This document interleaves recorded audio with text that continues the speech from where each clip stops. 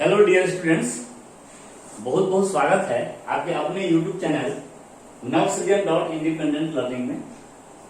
अगर आप इस चैनल पे नए हैं तो मैं आपको ये बता दूं कि इस चैनल के माध्यम से मैं बिहार बोर्ड की जो माध्यमिक और उच्चतर माध्यमिक परीक्षा होती है, माध्यमिक मतलब 9th और 10th, उच्चतर माध्यमिक हायर सेकेंडरी मतलब 11th और 12th, तो 9th, 10th, 11th, 12th के सभी विषयों की तैयारी इस चैनल के माध्यम से कराई जाती है। आज की इस वीडियो में मैं गणित विषय 10th वर्ग के जो संख्या पद्धति पोर्शन है आपके सिलेबस का, उसका वास्तविक संख्या पर एक वीडियो लेकर के आया हूं। इसके पहले वास्तविक संख्या पर 2 क्लासेज ऑलरेडी हो चुके हैं। उन 2 क्लासेज में यूक्लिड का भाग लेमा, पहले क्लास में रिवीजन, दूसरे क्लास में यूक्लिड के भाग लेमा पर चर्चा की गई थी और उस पर आधारित जो भी आपके पाठ्य पुस्तक में जो क्वेश्चन है, जो सवाल है, उसको हल करने के बारे में हम लोग चर्चा किया था और उसको बाकी प्रश्नों को हल करने के लिए भी मैंने आप लोगों को बोला था। आशा है आप उन सारे सवालों का हल कर पाए होंगे। अगर आपको कुछ समस्या हुई होगी तो आप उसको कमेंट्स में दे सकते हैं। आज हमारा वास्तविक संख्या का ये तीसरा क्लास है। आज इस तीसरे क्लास में हम चर्चा करेंगे, जैसे अगर आपको याद होगा वास्तविक संख्या जो 10th क्लास में पढ़ना है आप लोगों को, उसके अंतर्गत हम लोगों को परिमेय संख्या,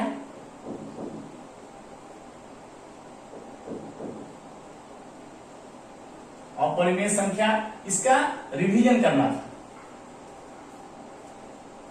क्योंकि वास्तविक संख्याएं क्या है, परिमेय संख्या और अपरिमेय संख्याओं का जो समूह है उसको वास्तविक संख्या कहते हैं। तो इसका हम लोगों ने रिवीजन किया था। दूसरे क्लास में हम लोग पढ़ा था यूक्लिड का भाग लेमा, और इस पर आधारित कुछ प्रश्नों को हल किया था और आप लोगों से आगे का जो अभ्यास प्रश्न है उसको हल करने के लिए कहा था। आज का जो हमारा टॉपिक होने वाला है, यह इस चैप्टर में एक और टॉपिक पढ़ना है, इस पे आधारित है आज का वीडियो, जिसका नाम है अंकगणित का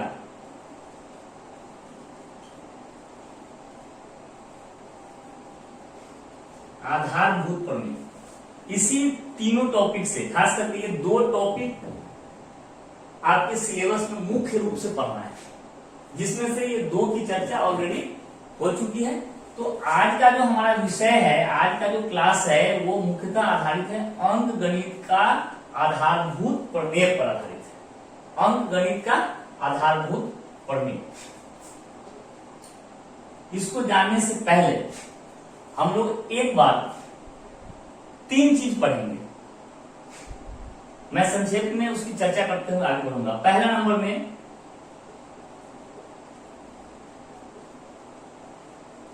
यौगिक संख्या, भाज्य संख्या, दूसरा नंबर में अभाज्य संख्या और तीसरा नंबर में सह अभाज्य संख्या। इसको चर्चा करते हुए हम लोग आगे बढ़ेंगे वीडियो में। यौगिक संख्या, भाज्य संख्या क्या है, अभाज्य संख्या क्या है और सह अभाज्य संख्या क्या है। तो पहले हम लोग अभाज्य संख्या के बारे में चर्चा कर लेते हैं। अभाज्य संख्या क्या है? तो वैसी संख्या जिसके विभाजक केवल 2 है, अर्थात कोई भी संख्या जो केवल 1 से विभाजित होती है और अपने आप से, सेल्फ से, तो उसको हम लोग अभाज्य संख्या करते हैं, जिसके विभाजक मात्र 2 हैं। और इसके उलट यौगिक संख्या किसको कहेंगे? तो जिसके विभाजकों की संख्या 2 से अधिक है, जिसके विभाजक 2 से अधिक है, तो उसको हम लोग संख्या कहते हैं। अब यहाँ पे एक चर्चा करने वाली बात है, हम लोग 1 को क्या कहेंगे? 1, इसके विभाजक कौन है? इसका विभाजक तो केवल 1 खुद ही है, 1 ही है। अभाज्य संख्या का परिभाषा क्या है? वैसी संख्या जिसके विभाजक 2 है, अर्थात जो 1 से विभाजित होती है और खुद से होती है।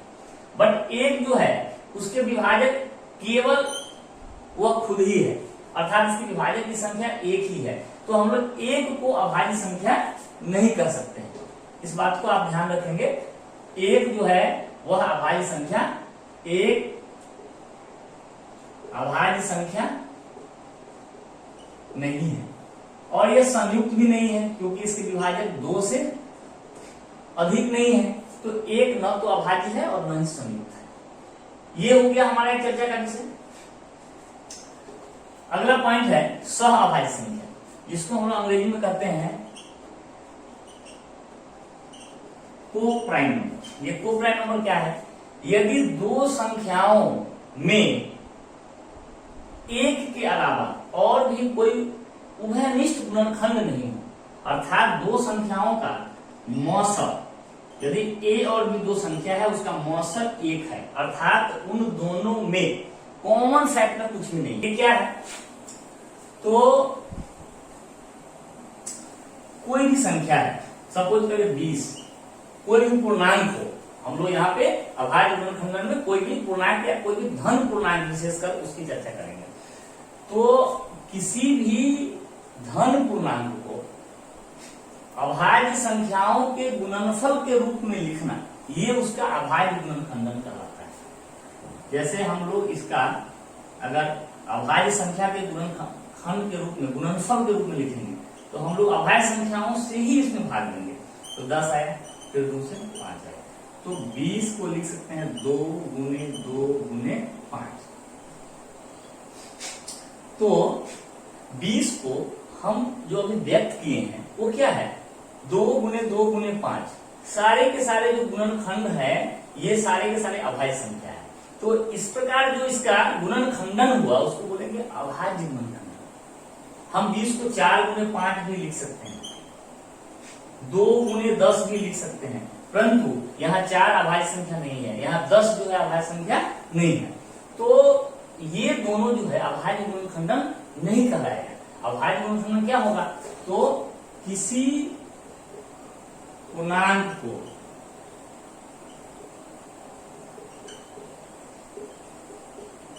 अभाज्य संख्या के गुणनफल के रूप में व्यक्त करना या लिखना करना, उसका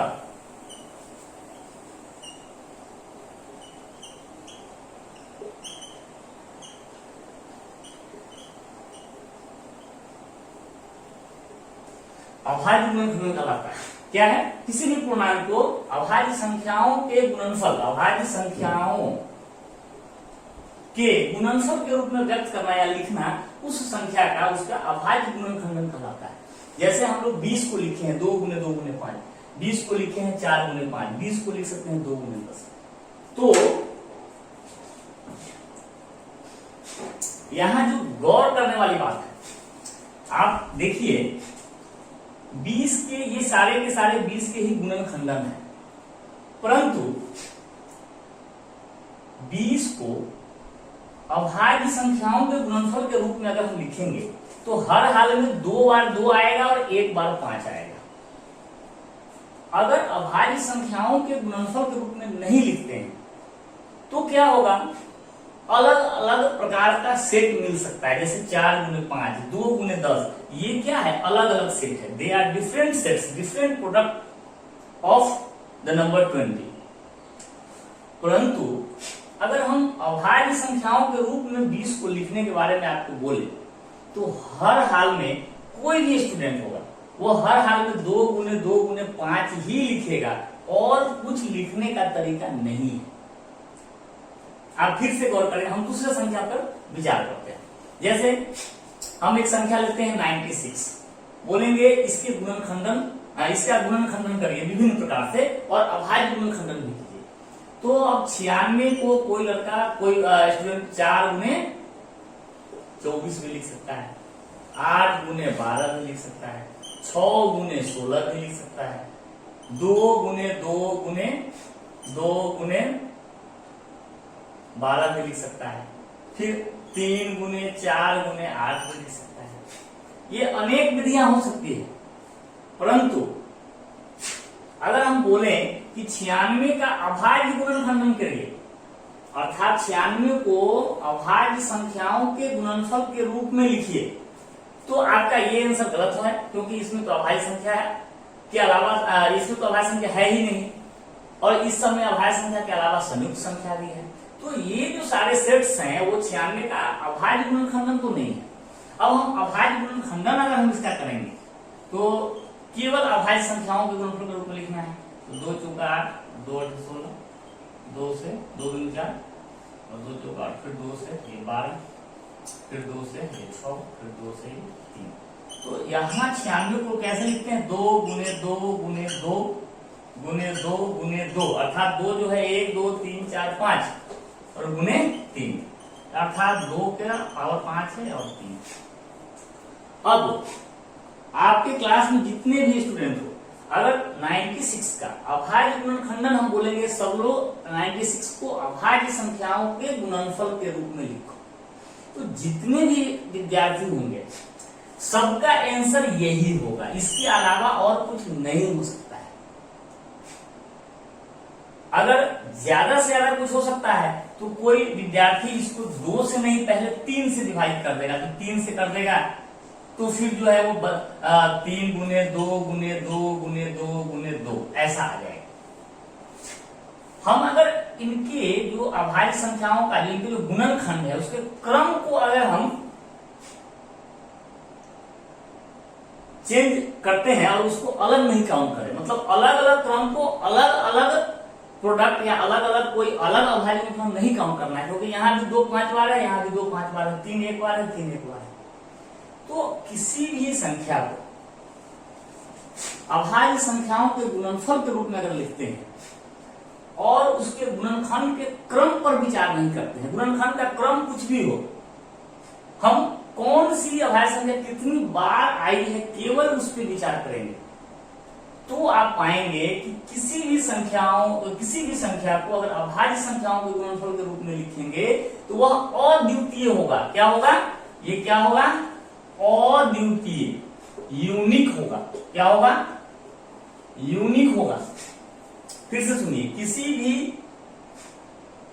संख्या को या पूर्णांक को कह लीजिए, धनात्मक पूर्णांक को अगर हम अभाज्य संख्याओं के गुणनफल के रूप में व्यक्त करें तो गुणनखंड के क्रम को अगर छोड़ दिया जाए तो उसका अभाज्य गुणनखंड जो होगा वह अद्वितीय होगा, और इसी को हम लोग कहते हैं अंकगणित का आधारभूत प्रमेय।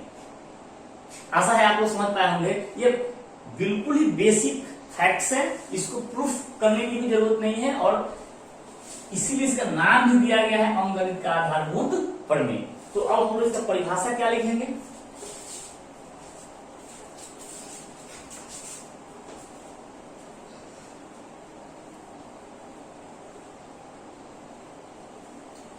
अंकगणित का जो आधारभूत प्रमेय है, अब आप लोग उसके बारे में जो समझे हैं उसके आधार पर एक परिभाषा हम लोग खुद ही लिख सकते हैं। क्या लिख सकते हैं? तो किसी भी पूर्णांक को, या ऐसे लिख सकते हैं किसी भी भाज्य संख्या लिखिए, यौगिक संख्या लिखिए, क्योंकि भाज्य का ही तो गुणनखंडन होगा अभाज्य के रूप में, अभाज्य का तो होगा नहीं। तो हम लोग ऐसा लिख सकते हैं, किसी भी भाज्य संख्या को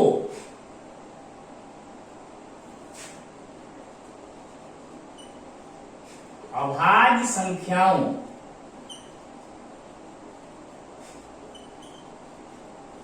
के गुणनफल के रूप में लिखा जा सकता है। यह हो गया पहला बात। कोई भी भाज्य संख्या है उसको अभाज्य संख्याओं के गुणनफल के रूप में लिखा जा सकता है, जो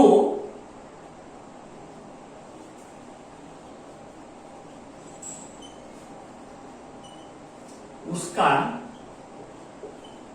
अभाज्य गुणनखंडन कहलाता है।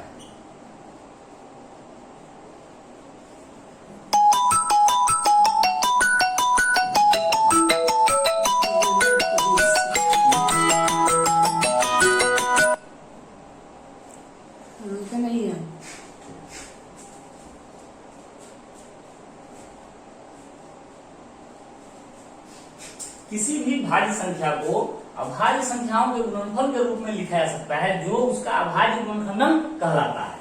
और ये जो अभाज्य गुणनखंडन होता है यह उसके गुणनखंड के क्रम को छोड़कर अद्वितीय होता है। क्या लिखेंगे? यह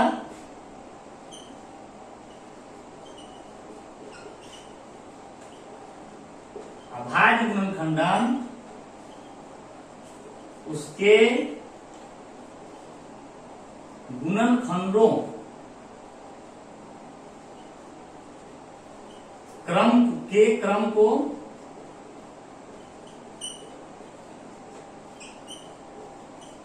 छोड़कर अद्वितीय होता है। यही है अंकगणित का आधारभूत प्रमेय। किसी भी भाज्य संख्या का अभाज्य गुणनखंडन, अब हम लोग शॉर्ट में लिखना चाहे, किसी भी भाज्य संख्या का अभाज्य गुणनखंडन जो होता है उसके गुणनखंडों के क्रम को छोड़कर अद्वितीय होता है। विस्तृत रूप में कहेंगे तो क्या लिखेंगे? किसी भी संख्या को अभाज्य संख्याओं के गुणनफल के रूप में लिखा जा सकता है जो उसका अभाज्य गुणनखंडन कहलाता है। और ये अभाज्य गुणनखंडन जो है गुणनखंडों के क्रम को छोड़ दें तो यह अद्वितीय होता है, यूनिक होता है। यह सभी संख्याओं के लिए लागू है। इसी को हम लोग अंकगणित का आधारभूत प्रमेय कहते हैं। जैसे उदाहरण के लिए हम लोगों ने अभी पढ़ा, जैसे हम 24 के बारे में विचार करें तो 24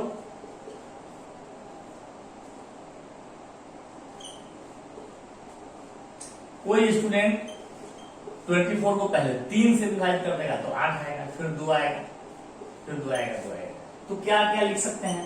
2 गुने 2 गुने 2 गुने 3, या लिखा है 3 गुने 2 गुने 2 गुने 2।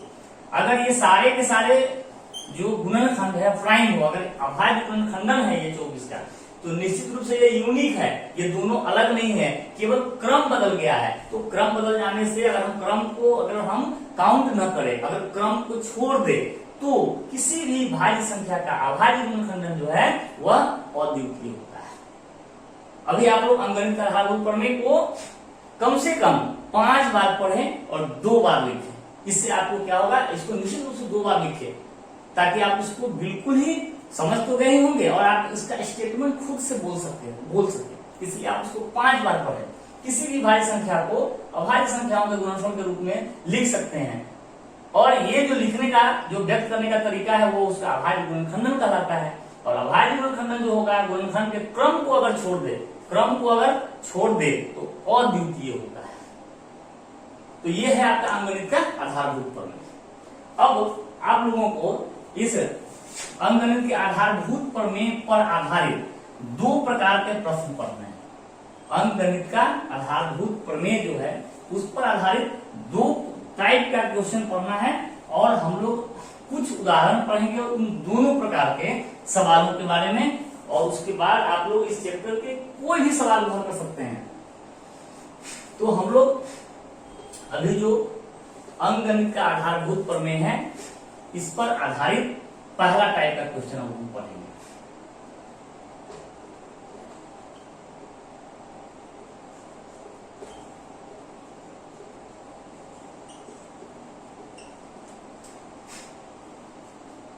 एचसीएफ और एलसीएम निकालना कैसे? तो अभाज्य गुणनखंडन विधि द्वारा।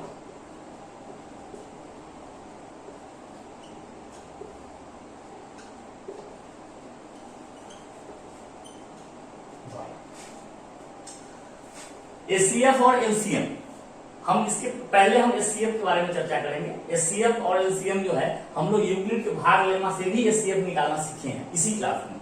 आज हम लोग अभाज्य गुणनखंडन विधि द्वारा एचसीएफ और एलसीएम निकालना सीखेंगे। तो हम इसमें आते हैं, जैसे हम 2 संख्या लेते हैं 96 और 120, इस दोनों का एचसीएफ और एलसीएम महत्तम समापवर्तक और लघुत्तम समापवर्त्य ये आपको निकालना है। तो हम लोग क्या करेंगे, किस विधि से निकालना है? अभाज्य गुणनखंडन विधि से। तो हम लोग सबसे पहले 96 और 120 का अभाज्य गुणनखंडन कर लेते हैं। 2 से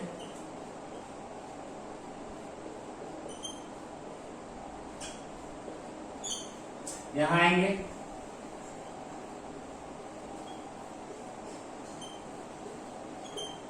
हम वो लिख सकते हैं 96 इक्वल टू 1 2 3 4 5 गुने 3 माने 2 का 5, 2 5 बार आया, 1 2 3 4 5 और गुने 3 आया एक बार, और 120 जो है वो हो गया 1 2 3, 2 आ गया 3 बार गुने 3 गुने 5। ये हो गया 96 और 120 का अभाज्य गुणनखंड। अब हम लोग को दो चीजें यहां पे पढ़ना है, एक है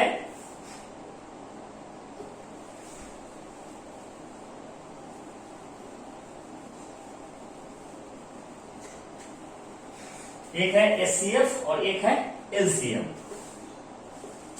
हम दो बात यहां लिखेंगे, आपको इसको एकदम से ध्यान करना है।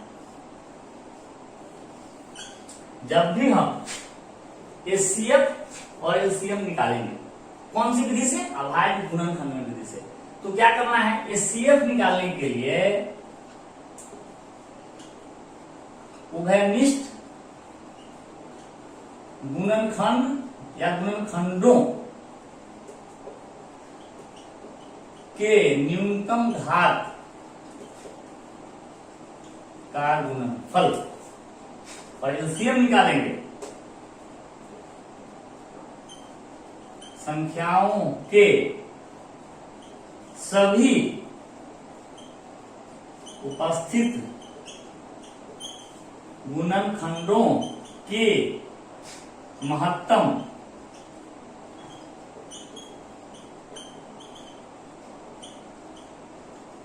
ये थोड़ा सा देखने में बड़ा लग रहा हो, पर ऐसा कुछ नहीं है, मैं आपको अच्छे ढंग से समझा सकूं इसलिए लिखा। जब भी अभाज्य गुणनखंड विधि द्वारा दो या दो से अधिक संख्याओं का एचसीएफ और एलसीएम निकालना हो, तो एचसीएफ के लिए क्या याद रखना है? उभयनिष्ठ गुणनखंडों के न्यूनतम घात का गुणनफल। इसको दो बार पढ़िए, उभयनिष्ठ गुणनखंडों के न्यूनतम घात का गुणनफल। तो अगर हमको यहाँ इसका दोनों का एचसीएफ निकालना है, तो हमको क्या देखना है? उभयनिष्ठ गुणनखंडों मतलब उभयनिष्ठ एक या उससे अधिक गुणनखंड। तो उभयनिष्ठ गुणनखंड क्या क्या है? दोनों में शामिल, उभयनिष्ठ मतलब कॉमन। तो कॉमन गुण देखिए 96 के गुणनखंड में 2 और 3 है उपस्थित, और 120 के गुणनखंड में 2 3 और 5 ये 3 संख्या उपस्थित है। तो एचसीएफ के लिए क्या कहता है? उभयनिष्ठ गुणनखंडों के न्यूनतम घात का गुणनफल। तो उभयनिष्ठ गुणनखंड कौन है? एक 2 है ना, और एक 3 है। तो 2 ले लिया और उसका न्यूनतम घात देखिए, 2 दोनों में है, तो न्यूनतम घात कहाँ है? 120 में है, 3 पावर आया तो 3 गुने, अब और कॉमन क्या है? 3, तो 3 दोनों में एक ही का भी घात है, तो 3 एक बार आ गया। ठीक है, उभयनिष्ठ गुणनखंड का न्यूनतम घात लेना है। जो भी उभयनिष्ठ गुणनखंड 2 और 3 यहाँ उभयनिष्ठ गुणनखंड है, तो 2 का न्यूनतम घात लेंगे तो 3, और 3 का न्यूनतम घात है 1, इन दोनों का गुणनफल कर देंगे, तो 2 का 3 बार करेंगे तो 8 और 8 दिया 24। समझ में आ गया होगा। अब हमको लेना है एलसीएम। तो एलसीएम के लिए क्या लेना है? संख्याओं के सभी उपस्थित गुणनखंड। अब इन दोनों संख्याओं के जितने भी उपस्थित गुणनखंड है, सभी उपस्थित गुणनखंडों के महत्तम घात का गुणनफल। तो यहाँ कौन कौन संख्या उपस्थित है? तो हम लोग देखते हैं दोनों संख्याओं में लेना है। दोनों संख्याओं में तो 2 उपस्थित है, यहाँ भी 2 है, यहाँ भी 2 है, 3 भी उपस्थित है और 5 भी उपस्थित है। क्या इन 3 संख्याओं 2 3 और 5 को छोड़कर इन दोनों के अभाज्य गुणनखंडन में कोई और चौथी संख्या है? नहीं है। ये ध्यान रखना है कि कोई भी संख्या छूटना नहीं चाहिए। आपको क्या देखना है? कौन कौन सा गुणनखंड दोनों में उपस्थित है, या 3 है तो तीनों में उपस्थित है। तो 2 है, 3 है, 5 है। अब 2 का महत्तम घात क्या है? दोनों में से कहीं भी देख लेना है, दोनों में से जो महत्तम घात है उसी को लिखेंगे। तो 2 का महत्तम घात 5 है, 3 का महत्तम घात 1 है, और 5 का महत्तम घात, यहाँ तो 5 है ही नहीं, 5 जो है 0 घात में, यहाँ 5 1 घात में है। तो 5 जो है एक, यहाँ तो 0 बार आया, यहाँ 1 बार आया, तो महत्तम घात 1 हो गया।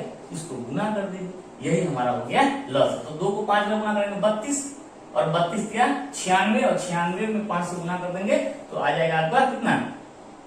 96 में 5 से कर देंगे तो 54 30 48, 480। ये हो गया इसका एलसीएम और ये हो गया एचसीएफ। आशा है आप इसको आसानी से समझ रहे होंगे। दो या दो से अधिक संख्याओं का अभाज्य गुणनखंडन विधि के द्वारा एचसीएफ और एलसीएम निकालने के लिए क्या करेंगे, सबसे पहले दोनों का अभाज्य गुणनखंडन कर लेंगे और उसको हम लोग इस तरह से सजा के लिख लेंगे। अब जब एचसीएफ निकालना होगा तो क्या करेंगे, उभयनिष्ठ गुणनखंडों के न्यूनतम घात का गुणनफल लेना है। दोनों में जो जो शामिल है, कॉमन है, जो कॉमन नहीं है उसको नहीं लिखेंगे यहाँ एचसीएफ के लिए, जो दोनों में कॉमन है उसको लिख लेंगे और जो न्यूनतम घात है, दोनों में जो कॉमन है उसका न्यूनतम घात लिख के गुना कर देंगे। और एलसीएम निकालना होगा तो कौन कौन है सो आपको खोजो, 2 है, 3 है, 5 है, यहाँ 2 3 है, यहाँ 2 3 5 है, तो जितना दोनों में कोई भी संख्या किसी में आया या ना आया, लेकिन एक में भी अगर है तो सभी को लिख लेंगे और उसका महत्तम घात खोजो कि 2 जो आया वो 5 घात में, यहाँ 3 है तो 5 घात लिख लेंगे, 3 का तो दोनों का समान है, 5 का यहाँ 0 है, 1 है तो 1 लिख देंगे, उसको गुना कर देंगे, तो ये आ गया आपका एलसीएम।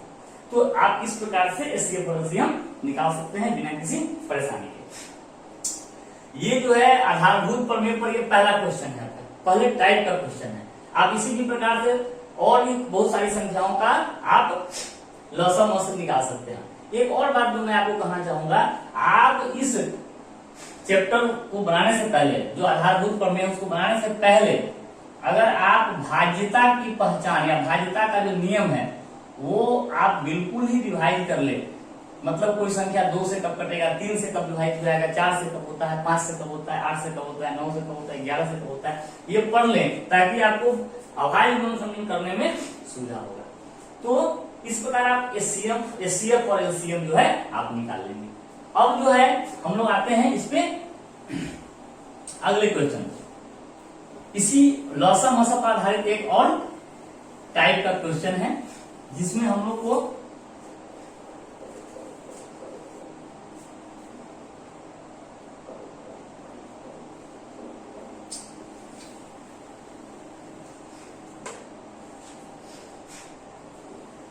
इसमें एक थ्योरम हम लोग को और पढ़ना है कि अगर एक संख्या है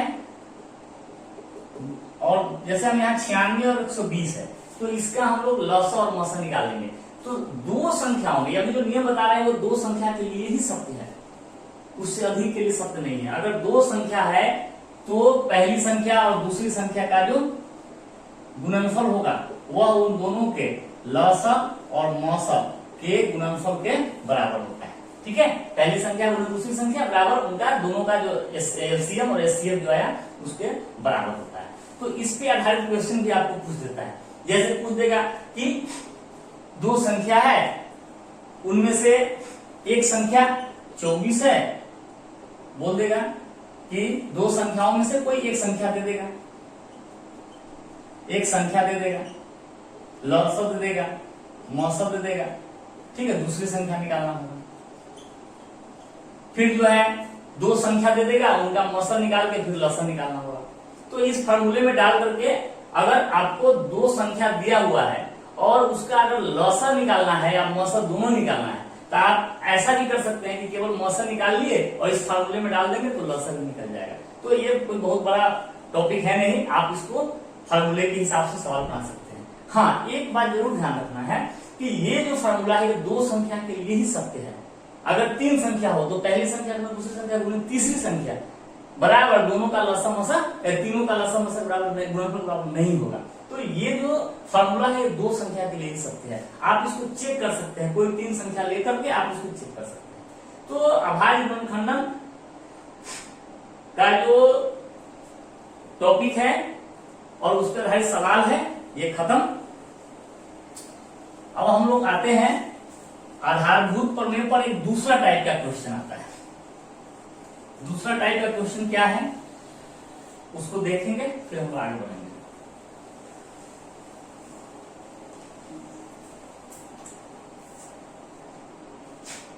एक दूसरा टाइप का क्वेश्चन है आधारभूत अंकगणित का जो आधारभूत प्रमेय है उसके पहला टाइप का क्वेश्चन पढ़े, लसा और मसा निकालो। दूसरा टाइप का जो क्वेश्चन है उसमें क्या पूछेगा कि सिद्ध कीजिए,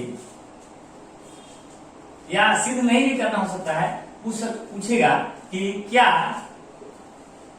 4 के पावर n, जहां n प्राकृतिक संख्या है,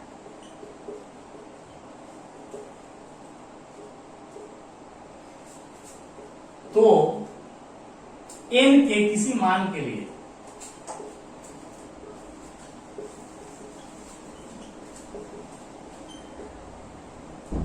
इकाई का अंक शून्य हो सकता है।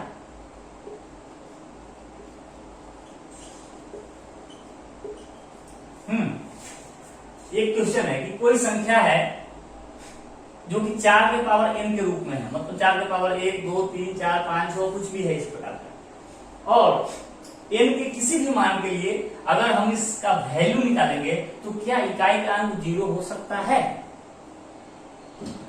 तो इस प्रकार का सवाल को हल करने के लिए भी हम लोग को अभाज्य गुणनखंडन का जो है उपयोग करना होता है। तो अभी हमको 4 टू द पावर n है, तो 4 का अभाज्य गुणनखंडन कर लेना है। अभाज्य गुणनखंडन करेंगे तो 2 गुणे 2, फिर इसका पावर n आ जाएगा।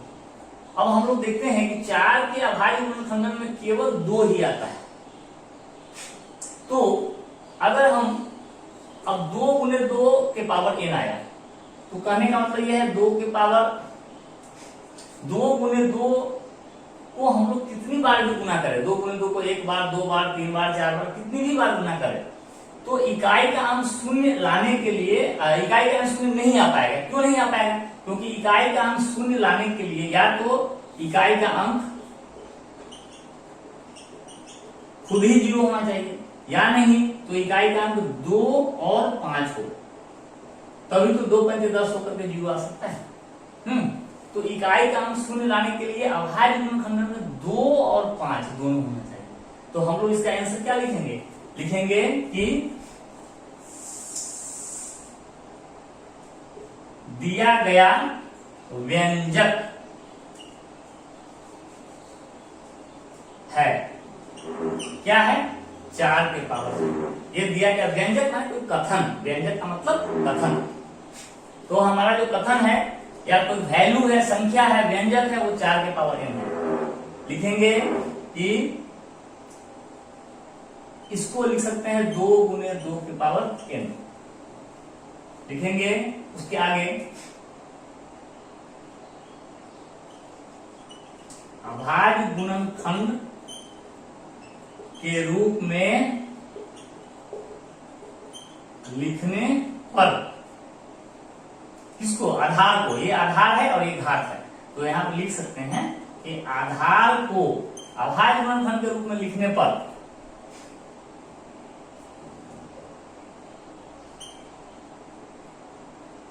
दो गुणे 2 का रूप आता है। अतः n के किसी भी मान के लिए